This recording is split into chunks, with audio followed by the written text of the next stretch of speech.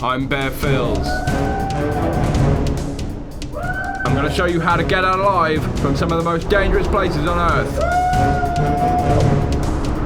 I've got to make it through a week of challenges in the sort of places you wouldn't last a day without the right survival skills. I've teamed up with Vex Films for one of the most demanding landscapes yet, Norfolk Broads. I'll be challenging myself to hundreds of miles of treacherous waterways, battling my way through swamps, reptiles, and devastating flash floods.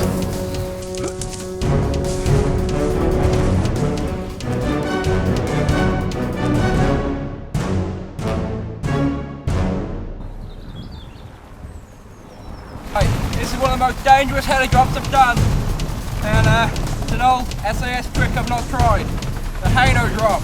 So it's a high altitude and no opening. Here goes.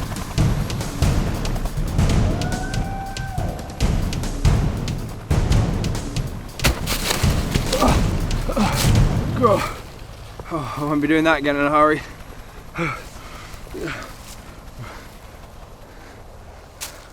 Okay, let's crack on. Norfolk is a popular tourist destination for tourists, but what happens when it all goes horribly wrong?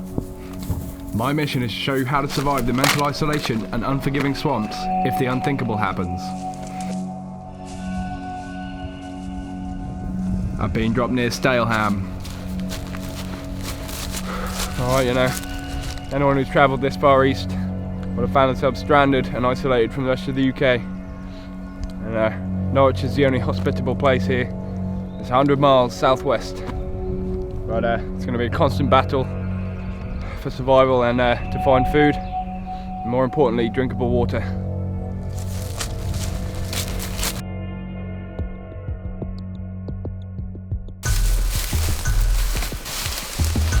Right, you know, these make great tinder, and if you just take that off, see all this fluffy stuff inside, and you know that's going to take a spark for sure.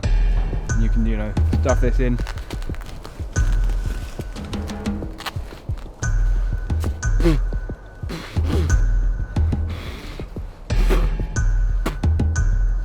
Yeah, I'll take some of this.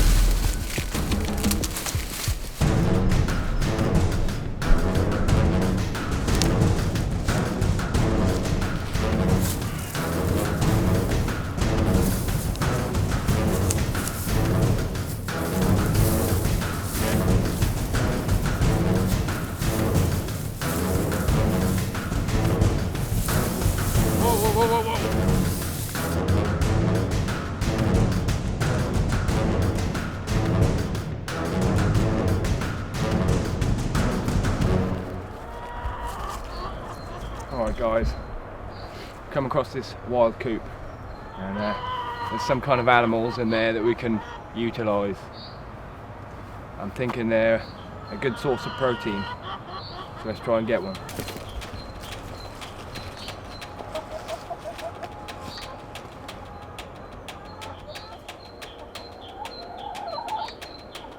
Okay, I'm in.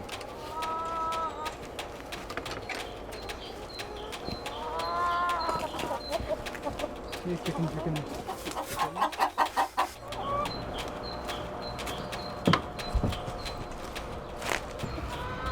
Alright, let's eat. There's an ancient rule when looking for food, that it's old Mother Nature's recipes that bring the bare necessities of life. Hopefully I'll find some of those recipes in the long since abandoned cultist hall. Wastelands like these, while often barren and unmaintained, can still conceal patches of edible flora and fauna. I've found some of those patches, so I've got to grab what I can with both hands and get out of there.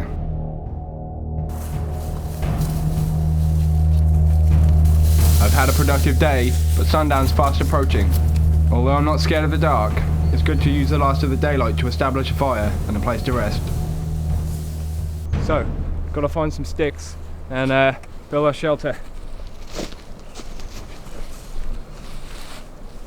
Too weedy.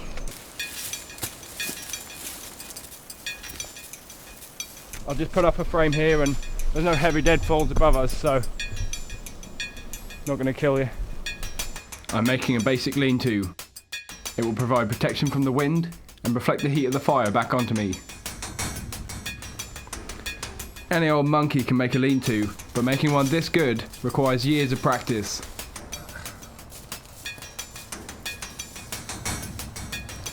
The most important part of a shelter like this is luxurious comfort, so be sure to check the bed on a regular basis and fill gaps with leaves and moss. You just want to get some leaves to make it nice and comfortable.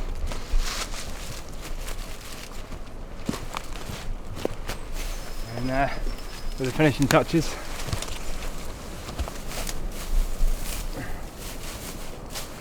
you know, and actually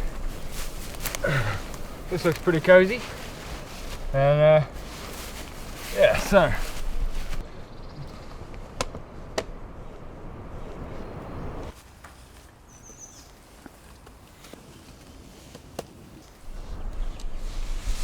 okay, so a good rule of thumb here is to get 3 times as much tinder as you think you're going to need. And I've set up these spits for the chicken I got earlier, and that'll just cook in about half an hour on gas mark 4. So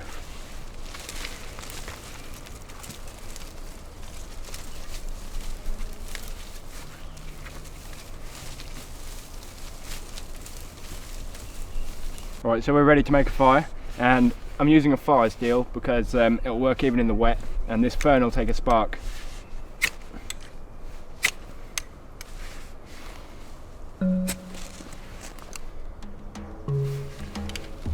Right, so you just want to get your firewood on there as quick as possible.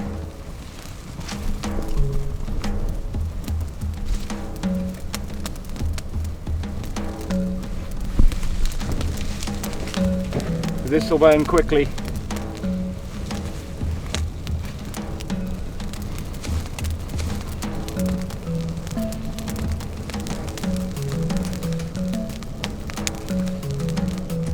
Now let's get the chicken ready.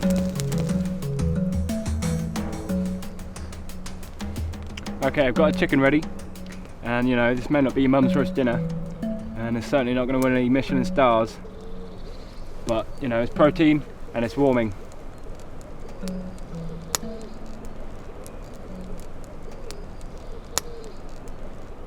Tastes like someone's got your chicken, put it over a smoky fire for about half an hour, you know, stuff in the wild.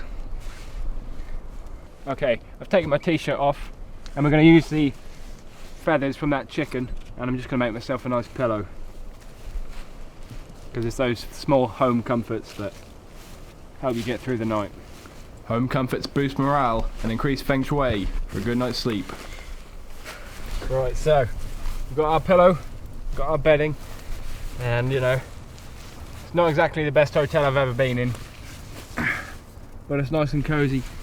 So, you know, it's times like these that you really start to think of home, and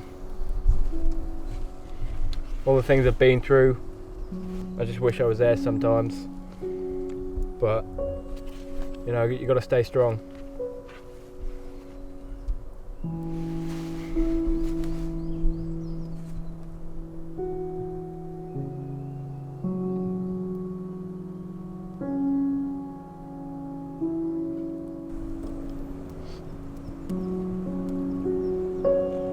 A good first day leads to a strong second one, and I'm looking forward to seeing what challenges tomorrow holds.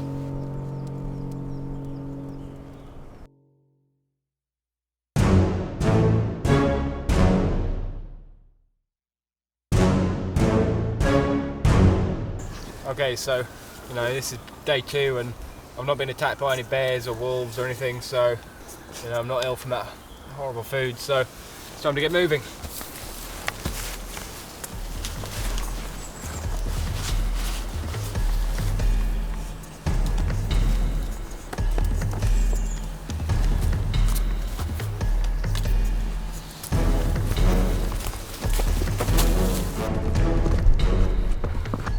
It's a golden rule of survival that the average man can go 2 weeks without food, but without fluids you wouldn't last 2 days here.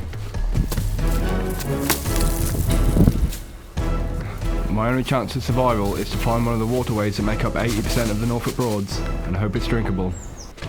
Okay, I've not had any water, and you know, water is one of the most important things for life and for survival. So, but I mean, this seems a bit stagnant. There's some kind of smell and it's not really moving. I think I can see some kind of a carcass over there, so you know, I'm gonna have to find an alternative. Okay, you know, and pretty much anywhere in the world you'll find water bottles. And I mean, one man's junk is another man's treasure, so yeah. Come on.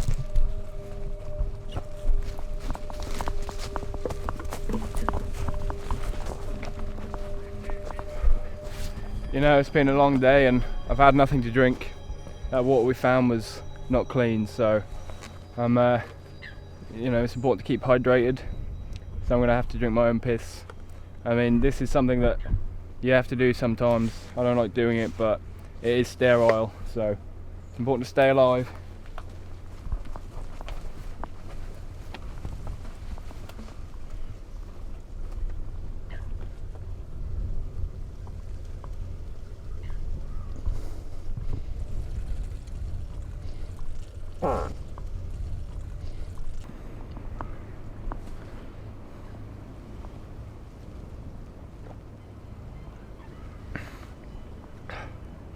You know, it tastes like someone's got your wee wee and put it in a bottle and popped it in your mouth.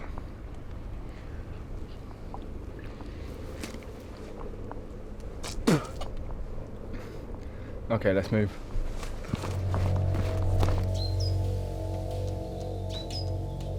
Okay, you know, I've not had much water and you get to a point where you run out of piss. I mean, last time I got my bearings, Norwich was this way, so I'm just gonna have to crack on.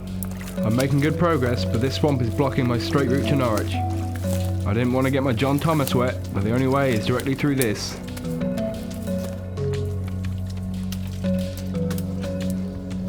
Surrounded and encompassed by the North Sea, the tide often covers the entire landscape, overwhelming the sea defences in devastating flash floods.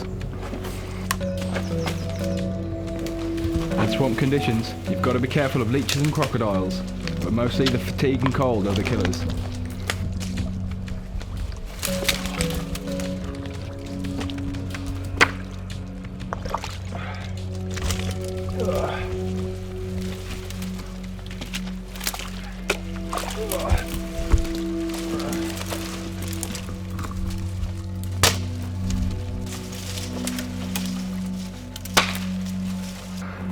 I was reliably informed by my old scout leader round a campfire that a man died here once after waiting a long wait. He tried to craft gills for himself, but eventually died. Now he haunts the Norfolk Broads, half man, half Aquaman. I don't want to end up like him, so I've got to keep my eyes peeled and keep moving.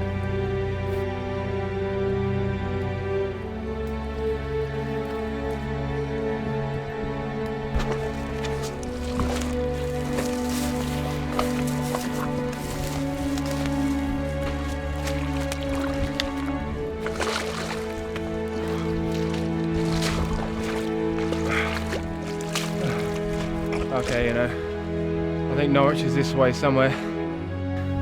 Protected by its colossal city walls, it stands as a bastion of hope to any intrepid explorer.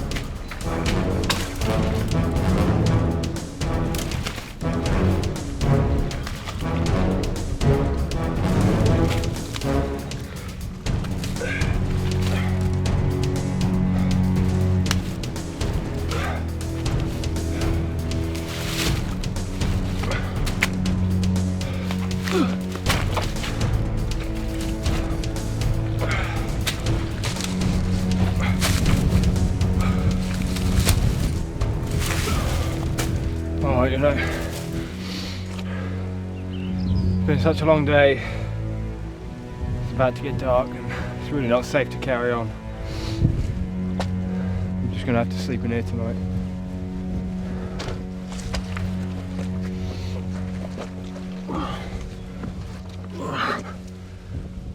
You know, this might not be the most comfortable bed.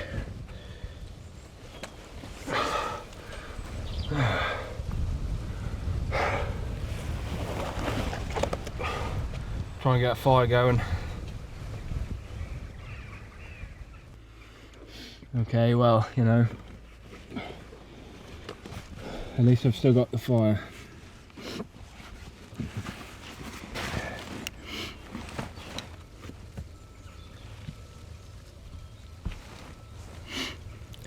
Where's the white spirit?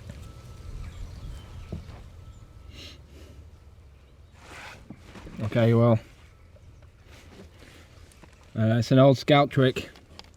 If you rub two sticks together, you get fire. So,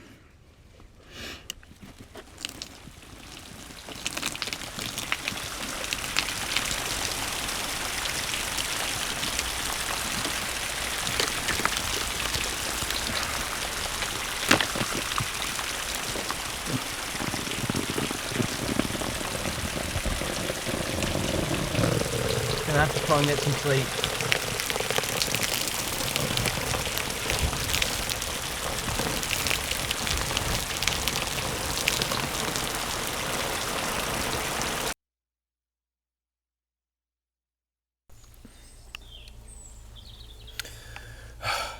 You know, I've got no sleep tonight and I'm freezing cold, and you know, it's times like these where I just wish I was back at home with my heating on and TV and warmth, food. You know, I'm trying to get some sleep.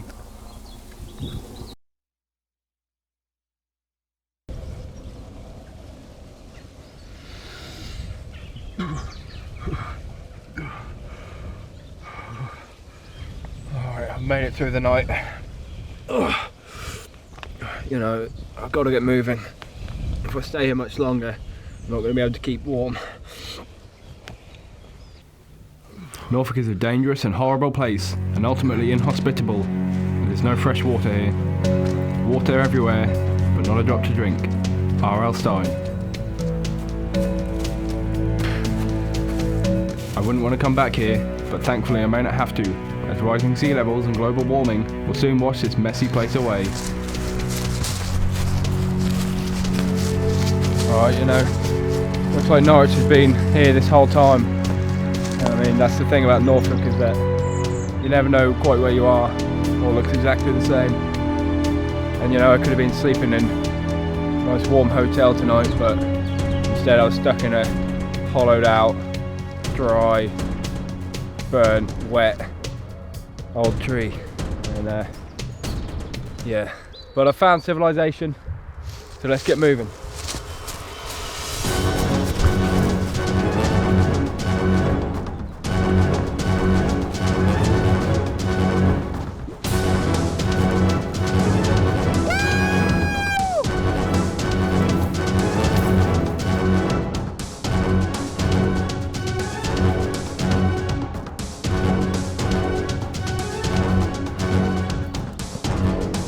There's a wild car here. See if I can catch it.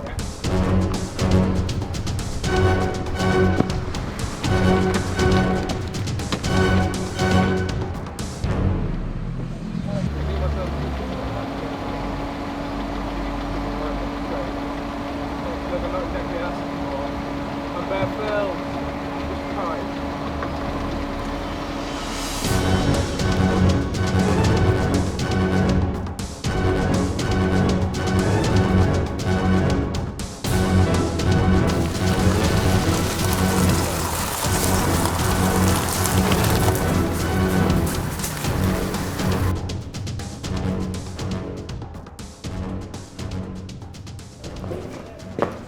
Phylls.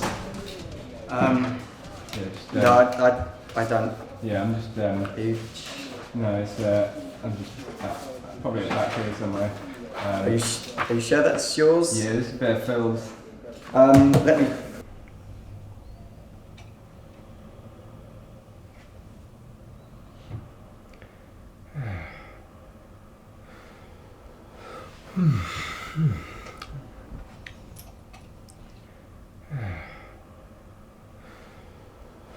One